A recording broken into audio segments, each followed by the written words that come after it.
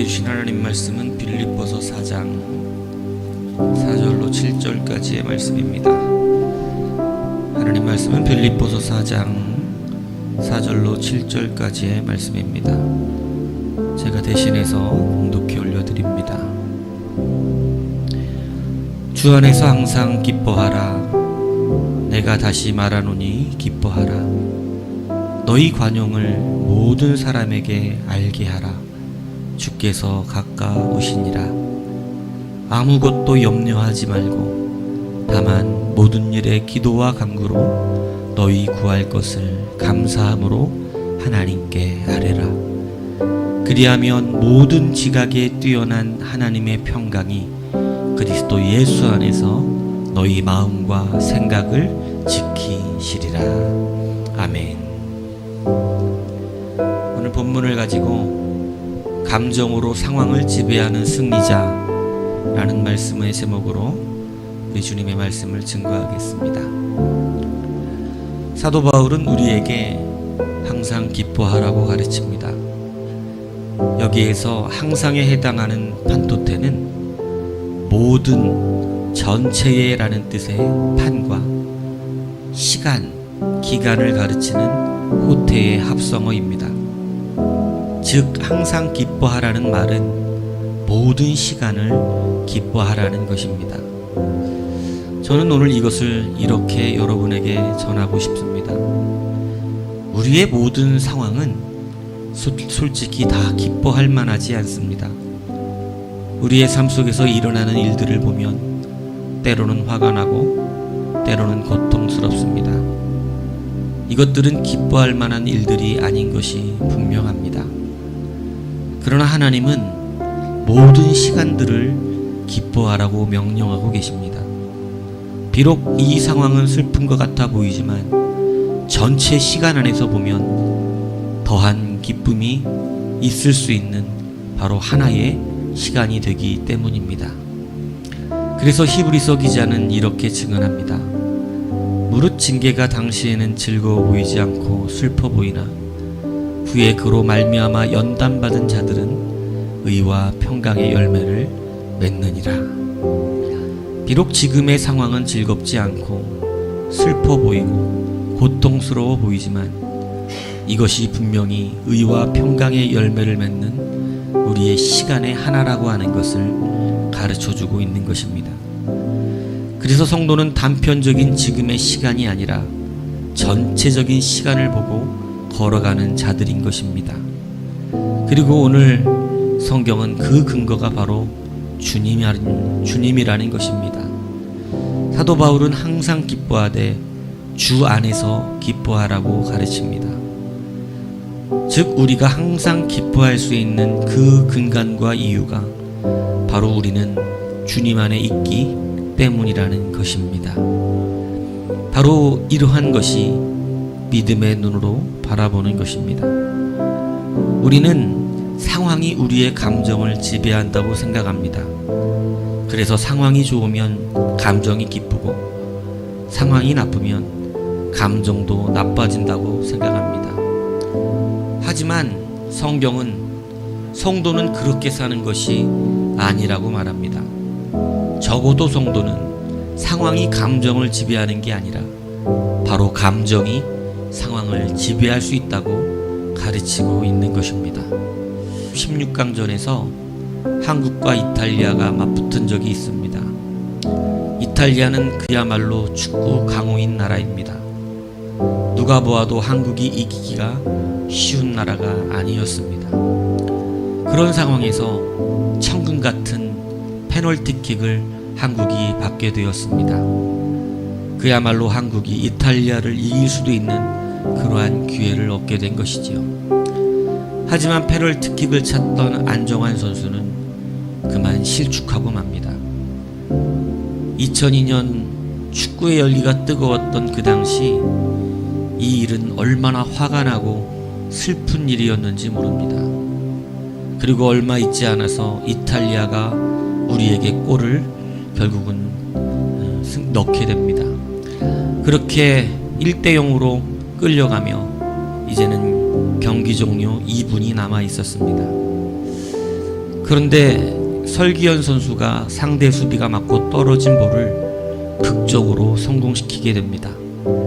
그렇게 점수는 1대1 동점으로 마치게 되고, 이제는 먼저 골을 넣으면 이기는 골든골 연장전이 시작되었습니다. 한국은 여러 번의 위기가 지나갔습니다.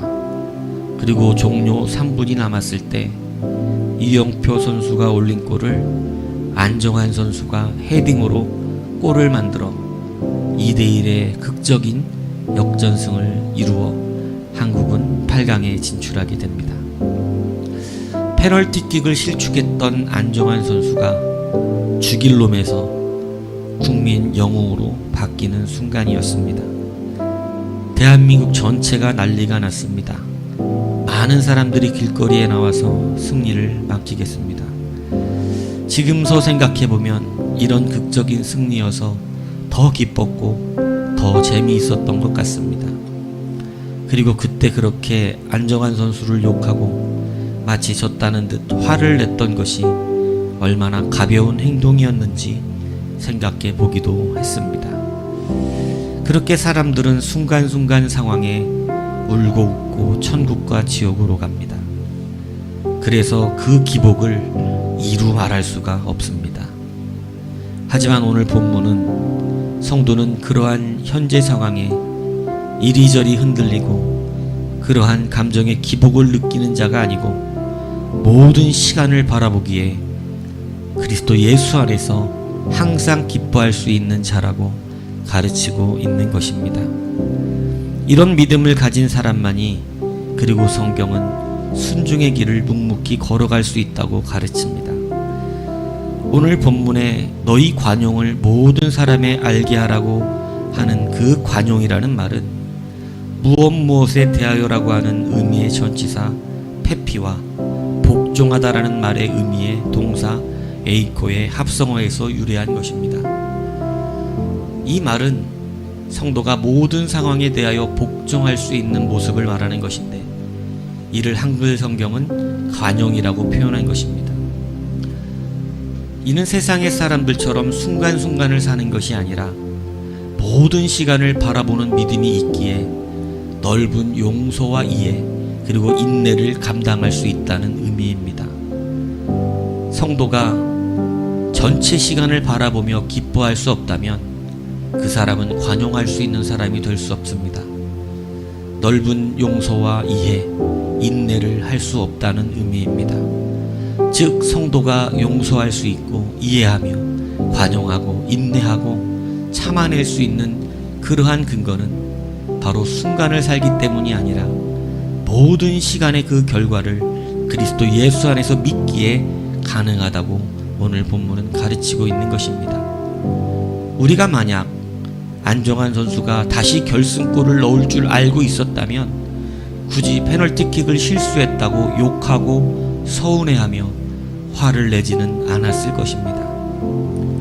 그러나 그것을 모르기에 우리는 관용할 수가 없었던 것입니다.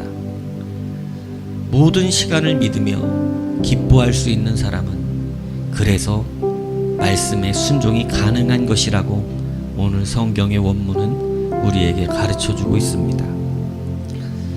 사람들은 늘 상황을 따라 감정이 지배받습니다. 그래서 상황이 그렇잖아 라고 화를 냅니다.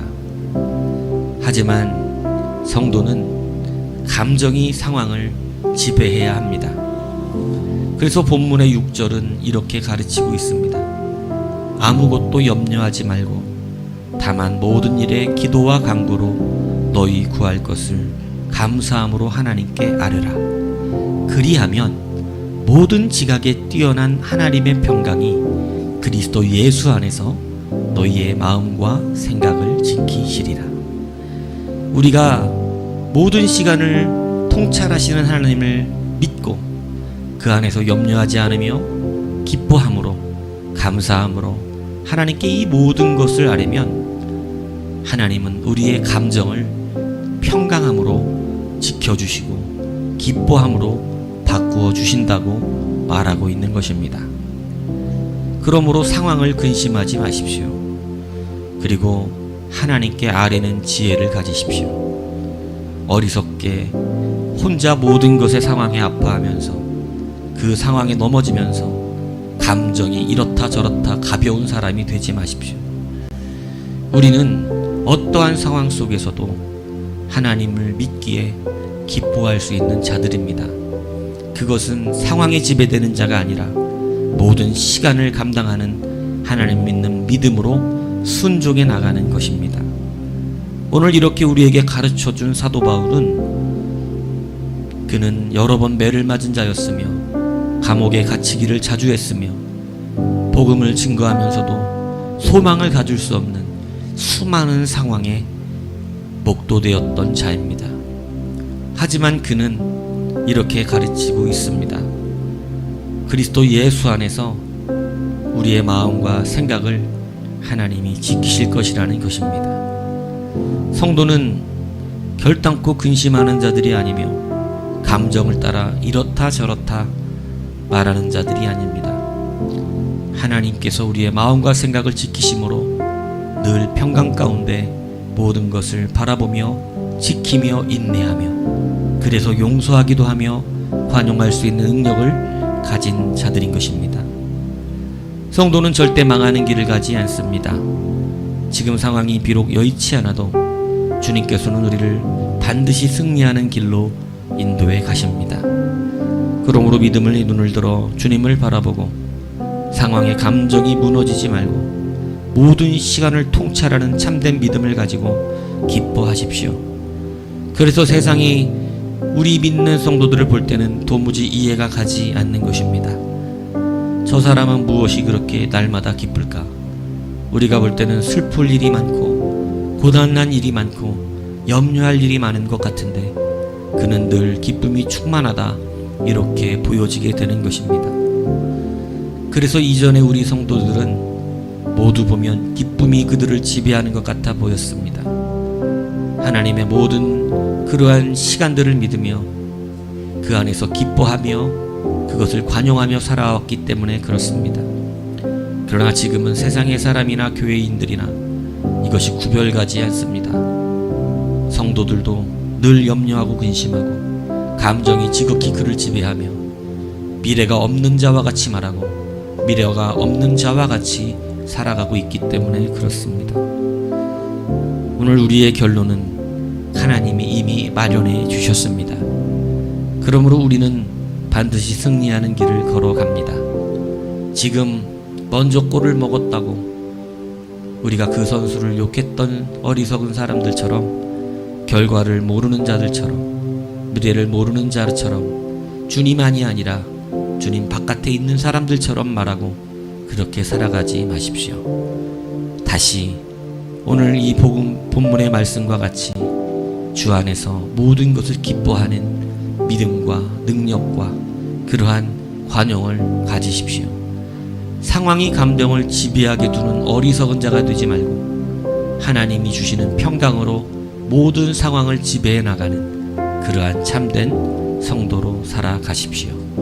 우리는 이미도 승리한 자들임을 믿으십시오. 할렐루야.